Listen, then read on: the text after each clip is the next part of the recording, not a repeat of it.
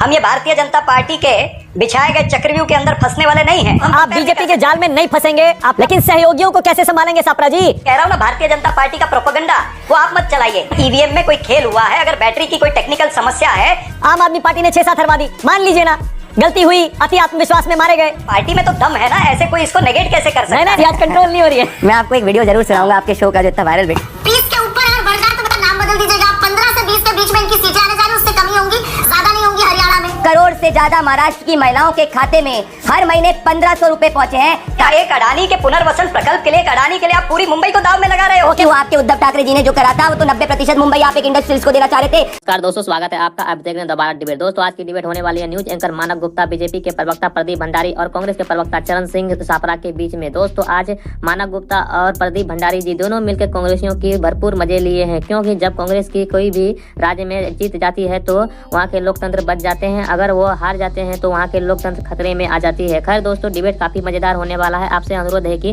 Video को अंत तक जरूर देखिएगा। अगर आप लोगों ने अभी तक हमारे चैनल को सब्सक्राइब नहीं किया है तो चैनल को सब्सक्राइब और वीडियो को लाइक जरूर से कर दीजिएगा। चलिए दोस्तों, मेन वीडियो को स्टार्ट करते हैं।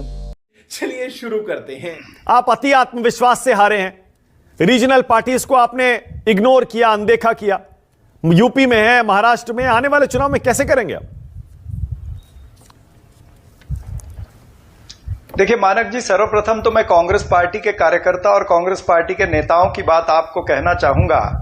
हमारी भी कल परसों से सारी मीटिंगें चल रही हैं। आपको एक कुल मिलाकर के सारांश बताऊं कि कांग्रेस पार्टी का कार्यकर्ता या कांग्रेस पार्टी का नेता महाराष्ट्र के अंदर या देश के और इलाकों में भी हम निराश जरूर हैं, लेकिन हताश नहीं है। हमारे में लड़ने की ताकत है। हम अर्जुन हैं। हम ये भारतीय जनता पार्टी के बिछाए गए चक्रव्यूह के अंदर फंसने वाले नहीं हैं। और ये भारतीय जनता पार्टी इस तरह का प्रोपेगेंडा भी अब चलाना चाहती है। ठीक है, हम उसको भी हैंडल करेंगे, ऐसी कोई बात नहीं है। कौन सा जाल फेंका है बीजेपी ने, जरा बताइए तो सही, और आप उसमें फंसेंगे नहीं? नहीं, यही जाल जो प्रोपेगेंडा का जाल है ना, ये भारतीय जनता पार्टी जिस तरह से जो मुद्दे हैं, तो जनता के मुद्दे महाराष्ट्र के अंदर अलग हैं, हरियाणा के अंदर सापरा अलग जी, हैं। पॉइंट इन दोनों टेकन। को हम आप कंपेयर बीजेपी नहीं के कर जाल में नहीं फंसेंगे, आपका पॉइंट मैंने मान लिया। आपको पता लग गया बीजेपी जाल फेंक रही है, नहीं फंसेंगे। लेकिन सहयोगियों को कैसे संभालेंगे सापरा जी? सारे सहयोगी आपके गले पड़े हुए हैं, सब दबाव डाल रहे हैं। आम आदमी पार्टी ने छोड़ दिया, बोले दिल्ली में अकेले लड़ेंगे। संजय राउत कह रहे हैं अति आत्मविश्वास में मारे गए आप, अब तो मुख्यमंत्री का चेहरा घोषित करना ही पड़ेगा। कैसे हैंडल करेंगे सहयोगियों को? क्या बढ़िया था गुरु। आपने आम आदमी पार्टी की बात करी। आम आदमी पार्टी का हमारा अलायंस जो था वो लार्जली जो था वो लोकसभा के चुनाव का वो इंडिया गठबंधन का अलायंस था। आपने उसमें भी देखा कि हमने पंजाब के अंदर अलग चुनाव लड़ा। हमने आम आदमी पार्टी से ज्यादा सीटें जीती है वहां पर पंजाब के अंदर। तो हमें कतई इस बात का कोई ये नहीं है कि दिल्ली के अंदर अगर वो अकेला जाना चाहते हैं तो उनका लोकतांत्रिक अधिकार है, वो जाएं। जहां तक शिवसेना की आप बात कर रहे हैं कि हरियाणा खा गए आप, और संजय राउत जी का इस सापरा जी हरियाणा खा गए। आम आदमी पार्टी ने 6-7 सीटें वहां हरा दी आपको। क्या जो हार का आपका मार्जिन था उससे ज्यादा वोट आम आदमी पार्टी ने लिए हैं वहां पर। देखिए, आप एक मूल्यांकन, मैं जो कह रहा हूं ना, भारतीय जनता पार्टी का प्रोपेगेंडा वो आप मत चलाइए। देखिए, हार के अनेक कारण होते हैं, एक कारण नहीं होता है। तो अनेक कारणों में से एक कारण है जो आप बोल रहे हैं। बाकी के कारणों का भी मूल्यांकन हो रहा है, हमें पता है। हम एक एक करके उस पर भी आ रहे हैं। ईवीएम में भी खेल हुआ है। हमने ये नहीं कहा कि पूरे राज्य के अंदर खेल हुआ है। हम ये कहते हैं कि चंद जगहों पर अगर ईवीएम में कोई खेल हुआ है, अगर बैटरी की कोई टेक्निकल समस्या है, वहां से हमें कंप्लेन आई तो हमारा सापरा जी, अजय माकन आज की आपकी बैठक में कह रहे हैं अपने प्रायोजित बागियों ने ही 12 सीटें हरवा दी, आम आदमी पार्टी ने 6-7 हरवा दी। मान लीजिए ना, गलती हुई, अति आत्मविश्वास में मारे गए। मैं नहीं मानता। भारतीय जनता पार्टी भी हारी थी पहले, तो उन्होंने भी कुछ सीखा। हम अगर नहीं जीते तो हम इस हार से सीखेंगे कि भाई आगे हमको किस तरह से चलना है। हम ये चीजें दोहराएंगे नहीं महाराष्ट्र के अंदर और झारखंड के अंदर, जो आप भी अपेक्षा रखते हैं। इस तरह से नहीं होगा। तो हम अपने साथियों को, चाहे वो शिवसेना है, चाहे आम आदमी पार्टी है, हम समय समय से उनको ठीक तरह से हैंडल करेंगे। लोकसभा के अंदर अगर हम जीतते हैं तो फिर भाई पार्टी में तो दम है ना, ऐसे कोई इसको नेगेट कैसे कर सकता है? नहीं, नेगेट कोई नहीं कर रहा है, दिखती बात सापरा है जी, नेगेट तो, कोई नहीं कर रहा है। हरियाणा में भी टफ फाइट दी है आपने, कोई एक तरफा नहीं कह रहा है उसको। अब महाराष्ट्र में आप आनंद दुबे बैठे हैं, बताइए जरा, वो कह रहे हैं मुख्यमंत्री का चेहरा घोषित करिए। वो तो कितने समय से चिल्ला चिल्ला कर कह रहे हैं अगर नहीं करेंगे और हार जाएंगे तो बाद में आप ही के सर आएगी हार की जिम्मेदारी। ये नहीं हो सकता। नेता है जो हाईकमांड है वो तय कर लेंगे, आप उसमें ज्यादा चिंतित मत होइएगा, ये आपस में तय हो जाएगा। शरद पवार जी ने भी उसके ऊपर वक्तव्य किया है। अब समय है सीट शेयरिंग का। सीट शेयरिंग की बातें चल रही हैं, उसके अंदर कई सारी मीटिंगें हो चुकी हैं और एकमात्र क्राइटेरिया है विनेबिलिटी का, कि जो जिताऊ व्यक्ति है उसको लड़ना चाहिए और जिताऊ सीट जो है वो उस पार्टी को लड़नी चाहिए। तो विनेबिलिटी क्राइटेरिया को देख करके हमारी सीट शेयरिंग का फॉर्मूला चल रहा है, चंद दिनों में वो भी आपके सामने आ जाएगा। Okay, alright. प्रदीप भंडारी, पहले आप जवाब दीजिए। सापरा जी कह रहे हैं हमने सबक सीख लिया, अब ये मत मानिए कि आप हरियाणा जीत गए तो इसका मतलब महाराष्ट्र, झारखंड, फिर दिल्ली, बिहार, ऐसा ये मत समझिए कि आप वो भी जीत जाएंगे। हम अपना इंप्रोवाइज करेंगे, रणनीति बदलेंगे और उसके बाद देखिए आपको कैसे धूल चटाएंगे। मानक जी, रिजल्ट्स के दिन में जब आपके साथ सुबह था, मैं आपको ये कह रहा था, कितना मुस्कुरा रहे हैं प्रदीप।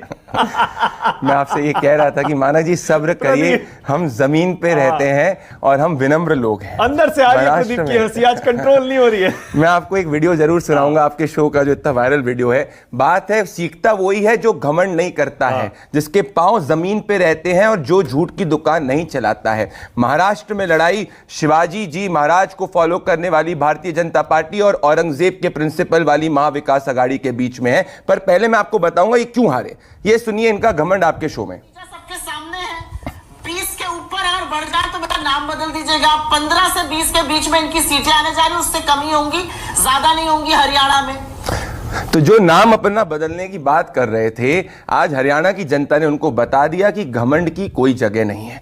पर मैं हरियाणा की बात करने के पहले बताऊंगा महाराष्ट्र में हम क्यों जीतेंगे। लीडर ऑफ ऑपोजिशन महाराष्ट्र के अंदर कांग्रेस पार्टी के नेता विजय वटेकर जी ने एक बहुत बड़ा बयान दिया है। उन्होंने लाडकी बहना योजना, जिसके तहत 2 करोड़ से ज्यादा महाराष्ट्र की महिलाओं के खाते में हर महीने 1500 रुपए पहुंचे हैं, कहा है कि वो वायबल स्कीम नहीं है। मतलब आज महाराष्ट्र की बहनों के सामने यह तय हो चुका है कि अगर महाविकास आघाड़ी आएगी तो लाडकी बहना योजना बंद कर देगी, इसीलिए ये चुनाव हारेंगे क्योंकि ये महिला विरोधी है। मैं दूसरी बात बताता हूं, महाराष्ट्र के एलओपी विजय वटेकर जी, कांग्रेस पार्टी के बड़े नेता जो पहले शिवसेना में थे, आनंद दुबे जी, सुनिएगा मैं आपको भी बताऊंगा। उन्होंने क्या पूछा, उनसे पूछा गया कि आप तो जब शिवसेना के अंदर हुआ करते थे, आप वीर सावरकर को मानते थे, अब आप क्यों नहीं बात करते? तो क्या कहते हैं वो, बोलते हैं हमारे लिए चुनाव में 35 दिन तक, ये उनके शब्द है, मैं वीडियो भी सुनाऊंगा, हमारे लिए 35 दिन तक अंबेडकर, गांधी और फूले का इस्तेमाल करना पड़ता है। जो हमारे ग्रेट अंबेडकर जी, फूले जी और साथ में गांधी जी का चुनाव के रूप में इस्तेमाल करने की बात कर रहे हैं, उनको महाराष्ट्र की धरती कभी नहीं चुन सकती। जिसका खुद का घर ही नहीं सुरक्षित है, वो क्या महाराष्ट्र की जनता का विकास करेगा? तो मैं तो पूर्ण रूप से आश्वस्त हूं, मैं डेटा पे जाऊंगा ही नहीं। और मैं आपको बताऊं एक और चीज, एक और बनते क्यों हारे, क्योंकि इनने झूठ का गुब्बारा फोड़ा। राहुल गांधी जी ने जब से भारत जोड़ो यात्रा करी, 80% चुनाव भारतीय जनता पार्टी जीती। मैं आपको डेटा बताना चाहता हूं, आज की तारीख में पूरे देश में मानक जी हम 70% ज्योग्राफी जो है वो भारतीय जनता पार्टी शासित राज्य में है। 70 जी, 70 एनडीए की सरकार जी, एनडीए की सरकार है और 73% पॉपुलेशन वाइज। मैं आपको एग्जांपल दूंगा, जब जून में भी थे, जून 2024 के अंदर भी 59% अगर ज्योग्राफिकल लैंड बेस देखेंगे आप और 50% से ज्यादा पॉपुलेशन बेस भेजेंगे। जो दिसंबर 2018 में जो हमारा था, which was 48% geographical land base और 54%, उससे कई ज्यादा था। तो इनने एक झूठ की दुकान चलाई, 2 महीने फ्लॉप हो गई। दलितों ने हमको वोट किया, किसानों ने हमको वोट किया, महिलाओं ने हमको वोट किया, गरीब ने हमको वोट किया, अर्बन एरिया में हमको वोट किया। और 10 सेकंड लूंगा मानक जी, आज हमारा दिन है क्योंकि पिछले समय से हर व्यक्ति कांग्रेस की सरकार बना रहा था जनता के बगैर। एक और आम आदमी पार्टी की आपने बात की, मुझे लगता है आज ये तय हो जाए मानक जी कि आम आदमी पार्टी को आप ओवर एस्टिमेट करना बंद करिए, क्योंकि हरियाणा का उनका रिजल्ट बताना चाहता हूं। 88 सीट्स पे चुनाव लड़े, 80 सीट 7 सीट्स पे जमानत जब्त हुई। अरविंद केजरीवाल जी के खुद के घर से उनको 1000 वोट नहीं मिले। मैं कुछ बोल ही नहीं सकता, पिछले 2-2.5 साल के कार्यकाल में मंत्रालय को घोटाला केंद्र बना दिया है। जिस तरह से आपने अपने विधायकों को साइन के अंदर जमीन देनी चाहिए, नवी मुंबई में 8 एकड़ जमीन देनी चाहिए और चर्च गेट के अंदर आपने 5 एकड़ की महत्वपूर्ण जमीन देनी चाहिए, ये तमाम सारी चीजें अखबारों में निकल के आई हैं, सारे लोग जानते हैं। और उसके बाद में जिस तरह से आपने अडानी को धारावी पुनर्वसन प्रकल्प के तहत आपने अनेक सारी जमीनें, 256 एकड़ जमीन सॉल्ट पैन लैंड की, या फिर आरे की 10 एकड़ की जमीन, या फिर मदर डेयरी की कुरला की 8 एकड़ की जमीन, ये तमाम सारी चीजें, रेलवे की 11 एकड़ की जमीन जो है, यानी एक अडानी के पुनर्वसन प्रकल्प के लिए, एक अडानी के लिए आप पूरी मुंबई को दाव में लगा रहे हो। ओके प्रदीप, जवाब दे रहे हैं आपका, उसके बाद आगे जाऊंगा। प्रदीप भंडारी बोलिए, जल्दी बोलिए। सवाल पूछेगी अब ये चुनाव के अंदर। सापरा जी, आप जोड़ तोड़ की बातें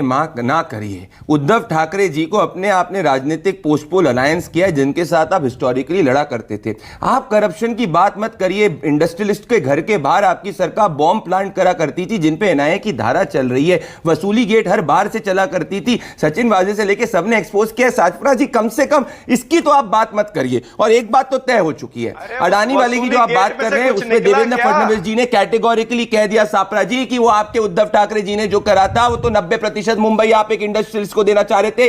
हमने उसके रूल्स चेंज करे जिससे एक इंडस्ट्रियलिस्ट के पास नहीं जाए। और 10 सेकंड में लूंगा। दोस्तों, वीडियो को अंत तक देखने के लिए धन्यवाद। आज का ये डिबेट वीडियो आप लोग को कैसा लगा, आप लोग कमेंट सेक्शन में अपनी राय जरूर दे सकते हैं। अगर आप लोगों ने अभी तक हमारे चैनल को सब्सक्राइब नहीं किया है तो चैनल को सब्सक्राइब और वीडियो को लाइक जरूर से कर दीजिएगा। चलिए दोस्तों, मिलते हैं कोई और लेटेस्ट डिबेट वीडियो में, तब तक के लिए जय हिंद, जय भारत, वंदे मातरम।